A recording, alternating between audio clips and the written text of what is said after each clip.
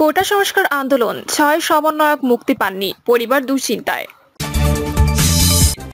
জানাবো আন্দোলন মোকাবেলায় নতুন কৌশল, রাজধানীর অলিগলিতে ঢুকবে না পুলিশ।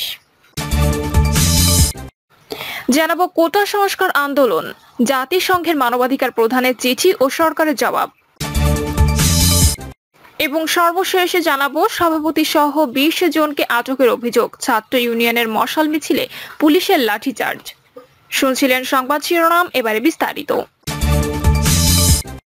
কোটা সংস্কার আন্দোলন, ৬ সমন্বয়ক মুক্তি পাননি, পরিবার দুশ্চিন্তায়। বৈষম্য বিরোধী ছাত্র আন্দোলনের কথিত আটক ৬ সমন্বয়ককে মুক্তি দিতে এবং আন্দোলনকারীদের ওপর গুলি ছোড়া বন্ধে নির্দেশনা চেয়ে করা রিটের ওপর গতকাল শুনানি হয়নি। একজন বিচারপতি অসুস্থ থাকার কারণে দ্বৈত বেঞ্চ না বসায় শুনানি হয়নি।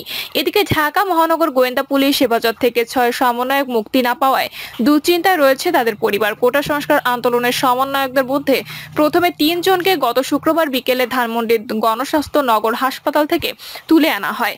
তারা হলেন নাহিদ ইসলাম, আসিফ মাহমুদ ও আবু বাকের। তাদের মধ্যে নাহিদ ও আসিফ সেখানে চিকিৎসাধীন ছিলেন, বাকের তাদের সঙ্গে ছিলেন। পরদিন সন্ধ্যায় সার্জিস আলম ও হাসনাত আব্দুল্লাহকে নিয়ে আসে ডিবি। এরপর রোববার ভোরে মিরপুরের এক আত্মীয়ের বাসা থেকে তুলে আনা হয় নুসরাত তাবাসসুমকে।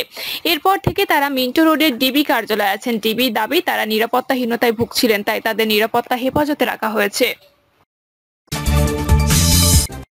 আন্দোলন মোকাবেলায় নতুন কৌশল, রাজধানীর অলিগলিতে ঢুকবে না পুলিশ। সরকারি চাকরিতে কোটা সংস্কারকে কেন্দ্র করে গড়ে ওঠা আন্দোলনের তীব্রতা এই মুহূর্তে কিছুটা কমলেও যে কোনো সময় ফের বিস্ফোরণ ঘটতে পারে, এমন আশঙ্কা আইন শৃঙ্খলা বাহিনী সংশ্লিষ্টদের। তাদের মতে জামায়াতে ইসলামী ও ইসলামী ছাত্র শিবির নিষিদ্ধ করার সিদ্ধান্তে দলটির নেতা কর্মীরা মরণ কামড় দিয়ে মাঠে নামতে পারেন। এসব বিষয় মাথায় রেখে নিরাপত্তা ছক তৈরি করেছে পুলিশ।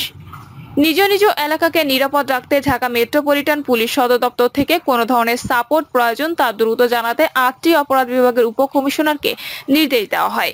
ওই নির্দেশ পাওয়ার পর ইতোমধ্যে ডিসিরা নিরাপত্তা সংক্রান্ত তাদের চাহিদার কথা ডিএমপির অপারেশন বিভাগকে জানিয়েছেন। সে অনুযায়ী কার্যক্রম শুরু করেছে ডিএমপির সদর দপ্তরের। ক্ষেত্রে মাঠ পর্যায়ে কর্মকর্তাদের জানানো হয়েছে আন্দোলনের সময় তারা যেন অলিগলিতে না ঢোকেন, সর্বশক্তি দিয়ে যেন মূল রাস্তা সচল রাখার চেষ্টা করেন। সাম্প্রতিক সহিংসতার সময় দেখা গেছে মূল রাস্তা এক পাশে দখলমুক্ত করতে গেলে আন্দোলনকারীরা অন্য পাশ দখল করে ফেলে। তাই কোনো অংশ নতুন করে দখলমুক্ত করতে গেলে সব পুলিশ সদস্য যেন একসঙ্গে মুভ না করেন। আগে থেকেই পুলিশের দখলে থাকা অংশে যেন কিছু পুলিশ সদস্য পাহারায় থাকেন। আইন শৃঙ্খলা বাহিনীর সংশ্লিষ্ট কর্মকর্তারা জানিয়েছেন সাম্প্রতিক সময়ে যে ভয়াবহ নাশকতা হয়েছে তা ছিল তাদের কল্পনার বাইরে। সেতু ভবনের 4 তলায় ঢুকে ভাঙচুর, অগ্নিসংযোগ করা হবে, বিটিভি ভবন দখল করে সম্প্রচার বন্ধ করে দেবে, মেট্রো রেল এলিভেটেড এক্সপ্রেসওয়ে ধ্বংস করবে, আইডি কার্ড চেক করে করে পুলিশকে হত্যা করে লাশ ঝুলিয়ে রাখা হবে। এসব বিষয়ে আমরা ভাবতেই পারিনি। তারা যে কোনো একযোগে ঢাকার 42টি স্পট দখল করে নেবে সেটাও সংশ্লিষ্ট কারো ভাবনায় ছিল না। কারণ অতীতে ঢাকায় আন্দোলন হয়েছে পল্টন এবং রমনা থানায়। সে অনুযায়ী আমাদের প্রস্তুতি ছিল, আমাদের ধারণা ছিল তারা আওয়ামী লীগ অফিসে ভাঙচুর চালাতে পারে, সর্বোচ্চ থানায় থানায় গিয়ে ঢিল ছুটতে পারে। আমরা সে অনুযায়ী প্রস্তুতি নিয়েছিলাম। আমাদের প্রস্তুতির চেয়ে অনেক বেশি প্রস্তুতি নিয়ে নাশকতাকারীরা মাঠে নেমেছিল। তাই দ্রুততম সময়ে আন্দোলন চলে যায় পুলিশের নিয়ন্ত্রণের বাইরে। পুলিশ কর্মকর্তারা জানিয়েছেন ছাত্র আন্দোলন শেষের দিকে ছাত্রদের মধ্যে সীমাবদ্ধ থাকেনি, সেটি চলে যায় জামাত শিবিরের দখলে। সুযোগ সন্ধানী মহল এখনো বসে নেই, তারা যে কোনো সময় অপ্রীতিকর ঘটনা ঘটাতে তৎপর। কিন্তু এবার মাঠে নামতে তারা সুবিধা করতে পারবে না। সাম্প্রতিক সহিংসতার ঘটনা থেকে আমরা শিক্ষা নিয়েছি, সে অনুযায়ী নিরাপত্তা পরিকল্পনা গ্রহণ করেছি। ওই কর্মকর্তা জানান চলমান ছাত্র আন্দোলন প্রথম হত্যার ঘটনা ঘটে 17 জুলাই। ওই দিন সায়েন্স ল্যাব এলাকায় 2 জন নিহত হন, একজন ছাত্রলীগ কর্মী এবং অন্যজন পাপোশ ব্যবসায়ী। ওই 2 জনকে পিটিয়ে খুন করে আন্দোলনকারীরা। 18 জুলাই পর্যন্ত পুলিশ একটি গুলিও করেনি। ওই দিন উত্তরায় অমিত নামে একজন র্যাব সদস্যকে বেধড়ক পেটানো হয়, সে এখনো মৃত্যুর সঙ্গে লড়ছে। অমিতের উপর হামলার পর র্যাবের পক্ষ থেকে গুলি ছোড়া হয়, এতে 4 থেকে 5 জন নিহত হন। এর পরদিন অন্যান্য বাহিনীর সদস্যরা মাঠে নামলে পরিস্থিতি স্বাভাবিক করতে সব বাহিনীর সদস্যরাই কম বেশি গুলি করেন। পুলিশ সহজেই গুলি করে না এমন মন্তব্য করে ঊর্ধ্বতন এক পুলিশ কর্মকর্তা বলেন 28 অক্টোবরের ঘটনায় একজন পুলিশ সদস্য নিহত হন, আরেকজন পুলিশ সদস্য এখনো চিকিৎসাধীন। ওই সময় পুলিশ কোনো গুলি করেনি, এবার বাধ্য হয়ে গুলি ছুড়েছে পুলিশ। তিনি বলেন, শিক্ষার্থীরা পুলিশকে উত্তেজিত করেছিল। বোবা পুলিশ, কোটা পুলিশ বলে ব্যঙ্গ করেছে। তখনও পুলিশ চুপ ছিল। যখন থানায় আক্রমণ করা হয়েছিল তখনও পুলিশ শটগান নিয়ে বসেছিল। জানতে চেয়েছে, স্যার কি করব? যখন দেখে তারা মারা যাবে তখনই গুলি করেছে। পদস্থ ওই কর্মকর্তা বলেন, যাত্রাবাড়ি খালি করতে 10 রাউন্ড গুলি পুলিশের জন্য যথেষ্ট ছিল, কিন্তু চরম ধৈর্য ধরে 4 দিন অপেক্ষা করেছিলাম। 48 ঘন্টা চেষ্টার পরও মূল স্থানে আমরা ঢুকতে পারিনি, তবুও গুলি করিনি। জানতে চাইলে ডিএমপি কমিশনার হাবিবুর রহমান বলেন, নাশকতাকারী জামায়াত শিবির চক্র যতই অপচেষ্টা চালাক না কেন তারা আর সফল হতে পারবে না। নগরবাসীকে নিরাপত্তা দিতে আমরা সব ধরনের প্রস্তুতি নিয়েছি। ডিএমপির অতিরিক্ত কমিশনার ডক্টর খন্দকার মহিদুদ্দিন বলেন, আমরা মনে করি ছাত্রদের কোটার দাবি পূরণ হয়েছে। অনেক ছাত্রকে ধরার পর আমরা ছেড়ে দিয়েছি।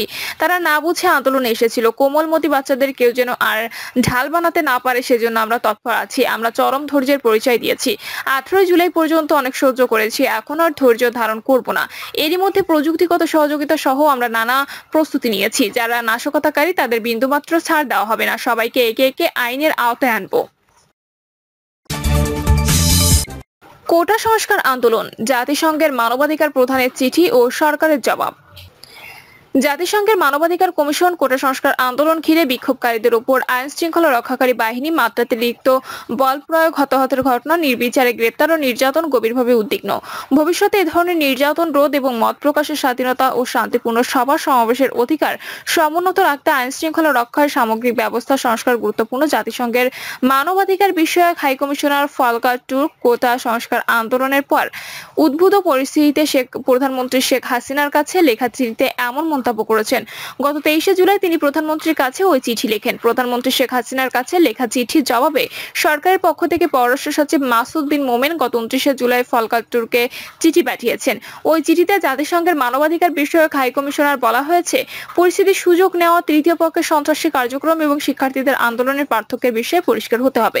বর্তমানে ঘটনার বিচারিক ও প্রশাসনিক তদন্ত চলছে। এ সময় জাতিসংঘের মানবাধিকার কমিশন ও এর সংশ্লিষ্টদের বাংলাদেশ নিয়ে চূড়ান্ত মন্তব্য করা থেকে বিরত থাকা উচিত। তা না হলে সেটি আন্তর্জাতিক গণমাধ্যম সহ মানুষের ধারণা অন্যদিকে প্রভাবিত করতে পারে। তদন্তের আগে একপক্ষীয় প্রতিবেদনের উপর ভিত্তি করে কোনো বিবৃতি দেওয়া থেকে বিরত থাকতে অনুরোধ করা হয়েছে জাতিসংঘের মানবাধিকার বিষয়ক হাই কমিশনারকে। প্রধানমন্ত্রীকে লেখা চিঠিতে জাতিসংঘের মানবাধিকার বিষয়ক হাই কমিশনার ফলকার টুর্ক বলেন, প্রায় পুরোপুরি ইন্টারনেট বন্ধ ও যোগাযোগ ব্যবস্থা ব্যাহত হওয়া সত্ত্বেও শিক্ষার্থীদের আন্দোলন ঘিরে মানুষের নিহত ও আহত হওয়ার একাধিক খবর পেয়েছে তার দপ্তর। প্রাপ্ত তথ্য অনুযায়ী বিক্ষোভ দমনের সময় আইন শৃঙ্খলা রক্ষাকারী বাহিনী বুলেটের ব্যবহার, নির্বিচার গ্রেপ্তার, আটক, নির্যাতন ও নিগৃহীত করা সহ মাত্রাতিরিক্ত বল প্রয়োগ করেছে। তারা এটাও জানতে পেরেছে যে বিক্ষোভকারীরা সরকার সংশ্লিষ্ট হিসেবে পরিচিত বিভিন্ন গোষ্ঠীর সহিংস আক্রমণের শিকার হয়েছে, সেখানে তাদের সুরক্ষার কোনো ব্যবস্থা ছিল না। আর্মড পুলিশ, বিজিবি ও র্যাপিড অ্যাকশন ব্যাটালিয়নের মতো আধা সামরিক বাহিনী মোতায়েন আরও ঝুঁকি তৈরি করে। তারা বিরোধী নেতাকর্মীদের গ্রেপ্তারের বিষয়ে অবগত, যা পরিস্থিতির আরও অবনতি ঘটিয়েছে। জাতিসংঘের মানবাধিকার বিষয়ক হাই কমিশনার লিখেছেন, জাতিসংঘ শান্তিরক্ষা মিশনের সর্ববৃহৎ জনবল মোতায়েনকারী দেশ হিসেবে বাংলাদেশ বিশ্ব শান্তি ও নিরাপত্তার অবিচল সমর্থক। তবে বিক্ষোভের সময় মাত্রাতিরিক্ত বল প্রয়োগ, নির্বিচার গ্রেপ্তার এবং নির্যাতনের খবর গভীর উদ্বেগ তৈরি করেছে। ফলকার টুর্ক জনগণের আস্থা ফিরিয়ে আনতেও জনপরিসরে সংলাপের সহায়ক পরিবেশ তৈরিতে আইন শৃঙ্খলা রক্ষাকারী বাহিনীর সব অভিযানকে আন্তর্জাতিক মানবাধিকারের মান অনুযায়ী পরিচালনার জন্য প্রধানমন্ত্রী শেখ হাসিনার প্রতি আহ্বান জানিয়েছেন। তিনি মনে করেন, ক্ষতিগ্রস্ত ব্যক্তিদের জন্য বিচার ও জড়িত ব্যক্তিদের জবাবদিহি নিশ্চিতের সব মানবাধিকার লঙ্ঘনের অভিযোগে নিরপেক্ষ, স্বাধীন ও স্বচ্ছ তদন্ত জরুরি। ভবিষ্যতে এ ধরনের নির্যাতনের পুনরাবৃত্তি বন্ধ, মত প্রকাশের স্বাধীনতা রক্ষা এবং শান্তিপূর্ণ সভা সমাবেশের অধিকার রক্ষা, আইন শৃঙ্খলা রক্ষার সামগ্রিক ব্যবস্থা সংস্কার জরুরি। চলমান সংকট নিরসনে জাতিসংঘের মানবাধিকার কমিশন বাংলাদেশকে সহায়তা করতে প্রস্তুত বলে তিনি উল্লেখ করেছেন। বর্তমান সংকট থেকে উত্তরণের লক্ষ্যে বাংলাদেশের সব অংশীজনের মধ্যে আস্থা স্থাপন ও উত্তেজনা প্রশমনে একটি তথ্যানুসন্ধানী মিশন পাঠাতে জাতিসংঘের মানবাধিকার বিষয়ক হাই কমিশনের দপ্তর প্রস্তুত রয়েছে।